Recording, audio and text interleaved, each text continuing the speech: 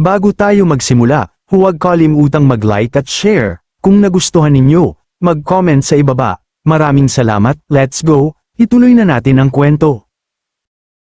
Sa mismong sandaling yun, dumating si Ye Junlin kasama ang kanyang dalawang alagad, tila mga anino ng kapalaran na bumaba mula sa langit, biglang itinuro siya ng may hawak ng tablero, mariing iniangat ang kamay at sumigaw ng may apoy sa tinig, "Kaibigang Si Tuyan, magsanib tayo upang patayin ang hambog na ito."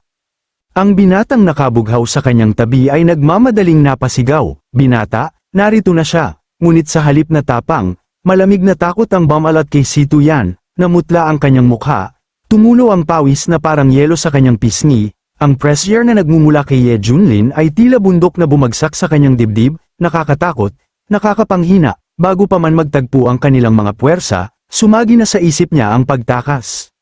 Hindi nagtagal, sumigaw siya ng buong lakas, takbo, kasabay ng kanyang tinig, pumutok ang espiritual na enerhiya sa kanyang katawan. Mabilis niyang binuo ang mahiwagang formula, sabay idiniin ang palad sa balikat ng kasama, agad na kumalat ang liwanag na halo, binalot ang dalawa sa loob, unti-unting naglaho ang kanilang anyo, parang nilamon ng kawalan, sa isang kisap mata, naging mga punto ng liwanag at naglaho sa pagitan ng langit at lupa.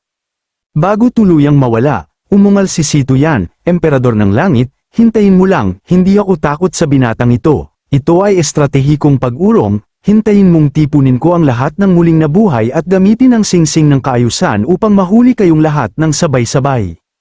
Ang may hawak ng tablero na naiwan sa likuran ay muntik ng mapangiwi sa galit, "Nagbibiro ka ba? Hindi ba't napagkasunduan nating sabay na umatras at sumulong?"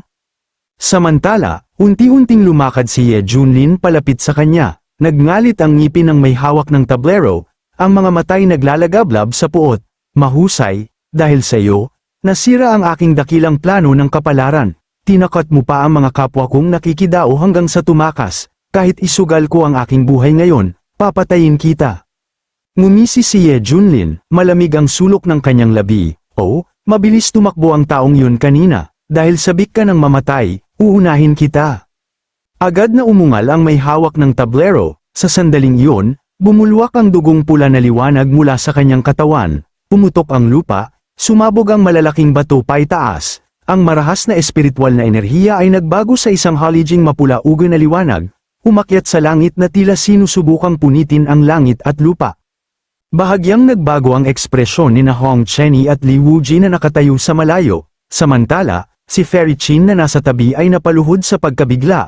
Ang mga matay puno ng sindak, sinusunog niya ang kanyang habang buhay, ito ay ipinagbabawal na teknik ng kapwa pagkawasak. Ngunit bago pa man tuluyang lamunin ng tensyon ng paligid, tumawid si Li Wuji ng kanyang mga braso at mahinang ngumiti, tila ba isang hari na walang takot sa unos. "Hinga, Fairy Chin, bakit ka nag-aalala? Maliit na bagay lang yan. Lahat ng iyan ay maliit na bagay. Ano bang hindi pa nakita ng aking Panginoon? Ang mga lansihin ng matandang ito ay hindi man lang kailangang tingnan."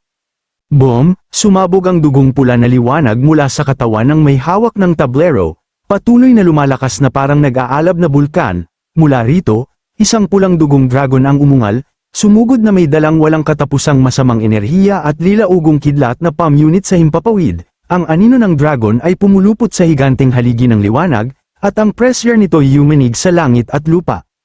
Napanood ito ni Sido mula sa malayo, hanggang sa pumuti ang kanyang mukha sa matinding takot. Iyan ay isang pamatay na galaw ng antas ng immortal na soberano. Hindi ko akalain na ang matandang ito ay talagang malakas pala. Ngunit sa harap ng pag-ataking yumanig sa lupa, kumaway lamang ng marahan si Ye Junlin, isang gintong liwanag ng espada ang biglang palm unit sa kalawakan, at sa sandaling lumitaw ito, yumanig agad ang langit at lupa. Umungal ang pulang dugong dragon habang sumusugod, ngunit sa isang hampas lamang ni Ye Junlin, ito'y marahas na natabig palayo.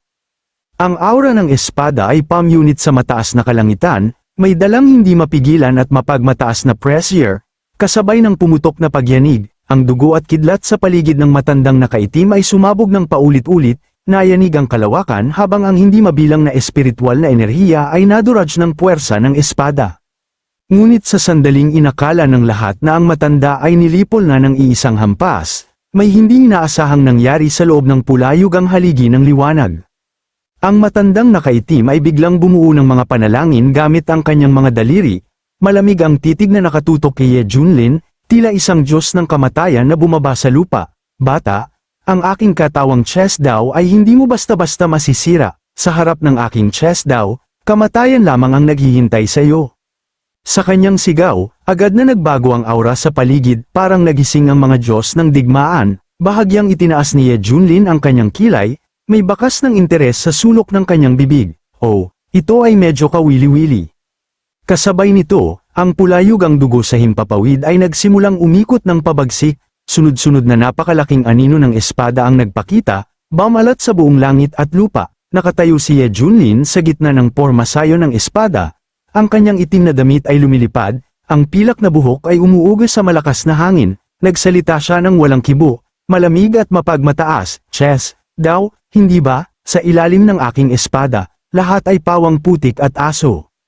Sa kanyang boses, libu-libong anino ng espada ang bumagsak na parang malakas na ulan, may dalang nakatagong hangarin na pumatay, sabay-sabay silang bumulusok patungo sa may hawak ng tablero, ang bilis ay umabot sa sukdulan, nag-iiwan ang mga guhit ng liwanag na pumupunit sa kalangitan, ang momentum ay parang gumuhong kalawakan, ang puwersa ng espada ay tila gustong durugin ang buong sansinukob.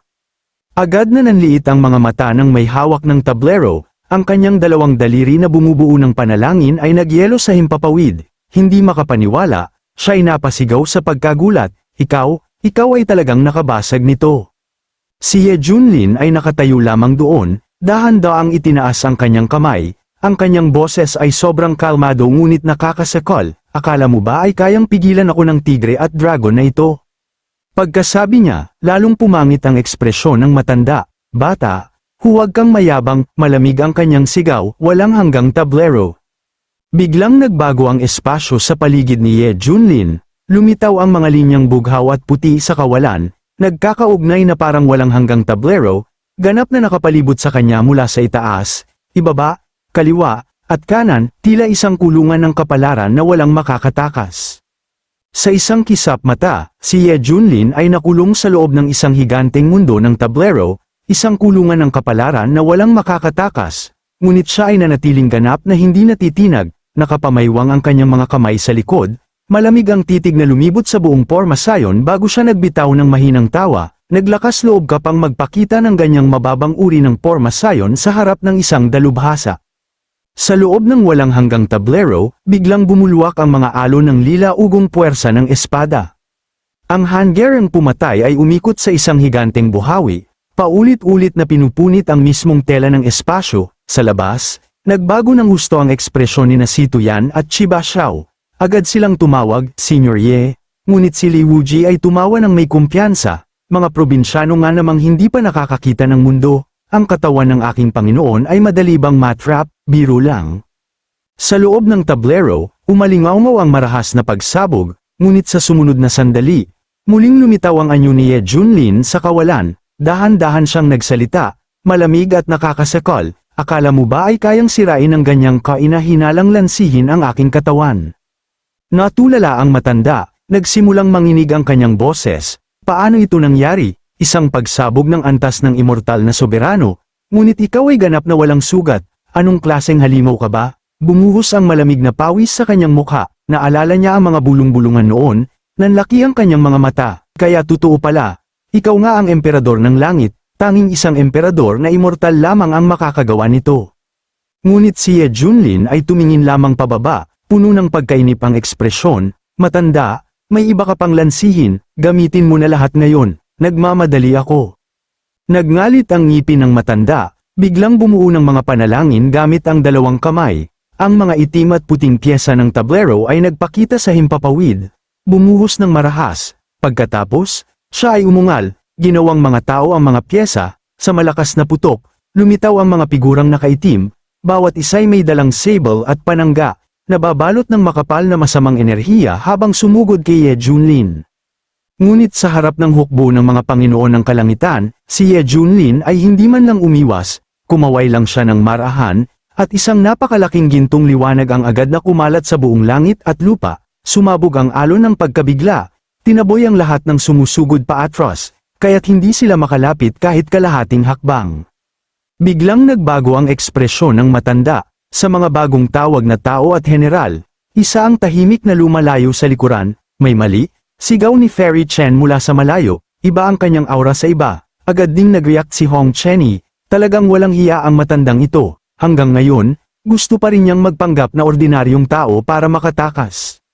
Si Li Wuji ay nagbitaw ng malamig na tawa. Pucha, naglalaro pa rin ang matandang ito sa ganitong oras, wala ba siyang kahihiyan? Mahinang ngumiti si Ye Junlin sa kawalan, hindi masamang pagganap.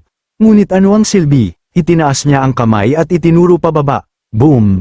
Isang sinag ng gintong liwanag ang agad na tumusok sa kalawakan, sumugod patungo sa tumatakas na tao, bago pa man makareaksyon, nakulong ang kanyang anyo sa himpapawid, sinundan ng isang malungkot na hiyaw na umalingaw-ngaw sa langit at lupa. Ang kanyang katawan ay tinusok ng gintong liwanag, bumagsak ng malakas sa lupa.